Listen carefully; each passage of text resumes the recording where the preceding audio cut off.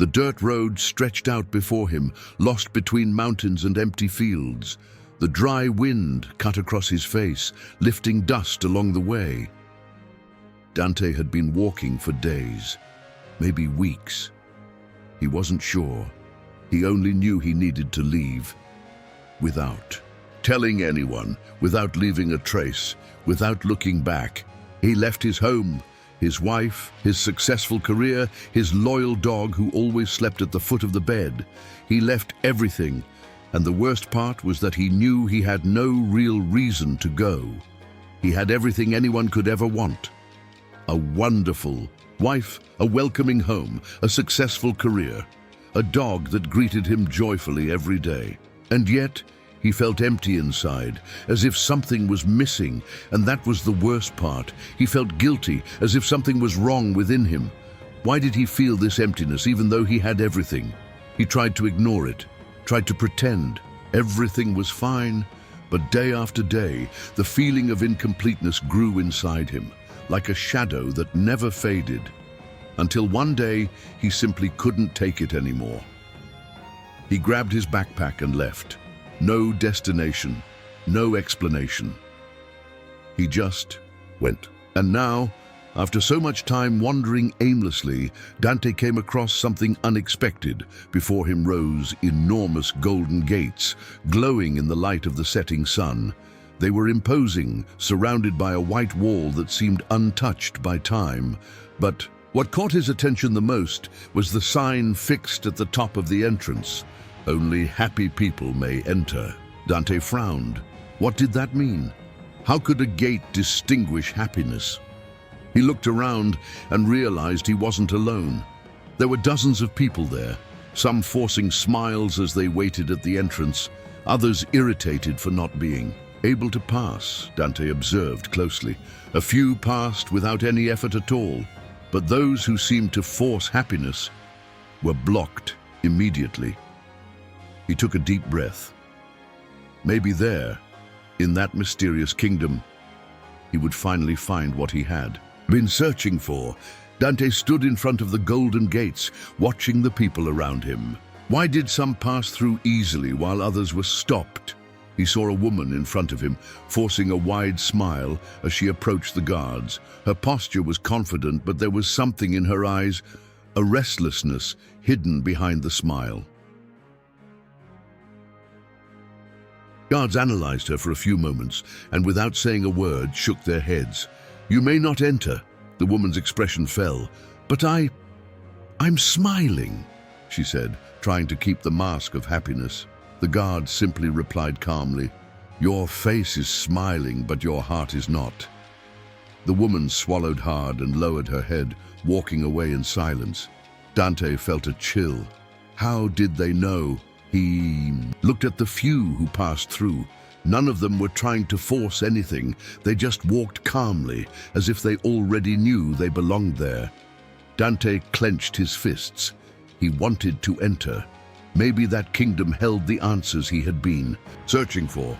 Maybe by crossing those gates, he would finally fill the emptiness inside him. So he straightened his shoulders, fixed his posture, and forced a smile. He needed to look happy. He needed to fit in. With firm steps, he walked up to the guards. They examined him for a few seconds without saying a word, but their eyes were deep, as if they weren't just looking at his appearance, but seeing something beyond. After a moment that felt like an eternity, one of them slowly shook his head. "You may not enter." Dante blinked, confused. "What?" "But I'm smiling." He tried to keep the expression on his face, but his voice betrayed the frustration that was beginning to rise within him. The second guard simply looked at him serenely before responding, "Your face is smiling, but your heart is not." Dante felt a shiver run down his spine. His body grew tense, as if he had been exposed in a way he had never felt before. He opened his mouth to protest, but realized there was nothing to say. It was true. Slowly, he lowered his head and took a step back, feeling the weight of failure fall upon him. As he moved away from the gates, feeling even more lost than before, he noticed that sitting nearby, there was an older man. His clothes were simple. His grey hair and beard spoke of experience. But that wasn't what stood out. What truly intrigued Dante was the depth in his expression. The old man didn't just have a calm gaze. He seemed to know something Dante didn't. His face was marked, but not by exhaustion, rather by someone who had seen many lives unfold before his eyes. He didn't just look at peace. He looked like he understood life in a way few people do. When Dante passed by him, he felt the man's gaze land on him, not with judgment, nor with pity, but with a silent recognition. And it was there, in that meeting, that Dante's true journey began. Dante ran his hands over his face, trying to find an answer. "I just don't understand." His voice came out low, almost a whisper. "I had everything, a wonderful wife, a home, a successful career, a dog that loved me unconditionally, but no matter how hard I tried, I could never truly feel happy." He took a deep breath, and I felt guilty about that. How can someone have everything and still feel this emptiness? The old man crossed his hands over his knees and looked at Dante calmly. "Tell me, when was the last time you truly felt grateful?" Dante frowned. "I am grateful." "No." The old man interrupted gently. "Truly grateful, not because you thought you should be, but because you felt gratitude in your chest, in your body, in every cell of your being." Dante tried to remember. The old man continued. "Most people go through life waiting for something to happen so they can finally feel happy, but they ignore the greatest miracle of all." He leaned forward slightly. "You are alive, Dante. You woke up today. Your heart beats without you needing to ask. Your lungs expand and contract, bringing air into your body." Dante swallowed hard. "Right now, millions of cells inside you are working tirelessly to keep you here. Your brain processes every sound, every color, every sensation. Your body follows your every command. You can see, hear, feel, move." The old man paused for a moment and looked deeply into Dante's eyes. "How many times have you thanked for that?" Dante felt a knot tighten in his throat. He had never thought of it that way. He had always woken up waiting for something big to happen, so he could feel good. But what if the greatest gift had already been there every day without him noticing? The old man closed his eyes for a moment, breathing deeply. "Try it, Dante. Just feel it." Dante hesitated but closed his eyes. He inhaled slowly, felt the air fill his lungs, felt the pulse of his own heart, steady, strong, always there, always present, always working for him, asking nothing in return. Dante had never stopped to notice that. He had never truly felt it. But in that moment, something inside him shifted. For the first time in his life, he felt gratitude for being alive. Not for something he had achieved, not for something he was waiting to happen, simply for existing. He felt his lungs expanding and contracting, drawing in oxygen effortlessly, his skin reacting to the wind that blew gently, his muscles supporting his body, his heart pumping life into every part of him. He had never realized how perfect it was to be alive. It was as if he had discovered the greatest secret in the world.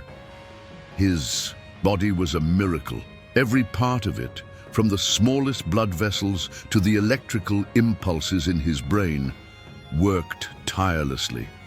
He was whole. He was alive. Dante took a deep breath, feeling life pulsing inside him. And in that moment, it was enough. The old man waited a moment before speaking again.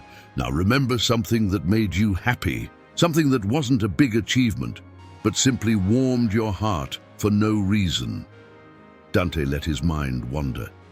He remembered his wife, the way she looked at him when she thought he wasn't watching. The nights they spent just being together, in silence yet feeling everything. He remembered his dog, running around the house, always waiting for him as if he were the greatest gift in the world.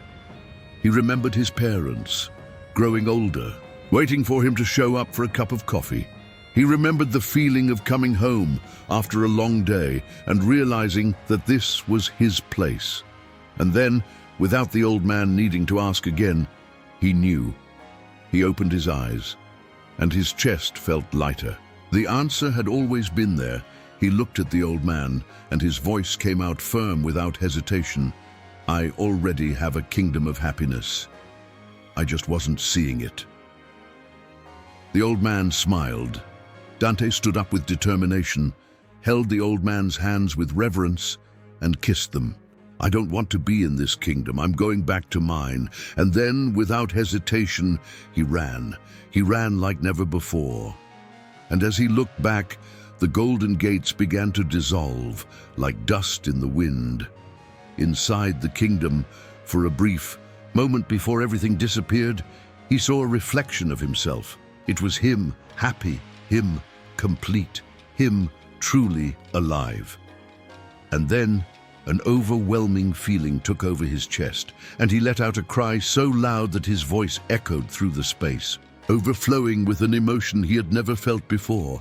I have everything. I am happy. I am the happiest man in the world. In the next instant, the world around him vanished. He opened his eyes suddenly, gasping for air. His heart was racing, but he wasn't scared. He was alive. It had all been a dream. Still in disbelief, he looked to the side and saw his wife, asleep beside him. His eyes filled with tears. He felt a tightness in his chest, but this time it wasn't emptiness. It was gratitude, a gratitude so intense he could barely contain it. His gaze fell to the floor, where his dog was peacefully sleeping at the foot of the bed, breathing softly. Dante covered his face with his hands and let out an emotional laugh. How had he never seen this before? How had he never noticed the greatness of what he already had? He closed his eyes for a moment and, without hesitation, began to give thanks. He thanked for being alive.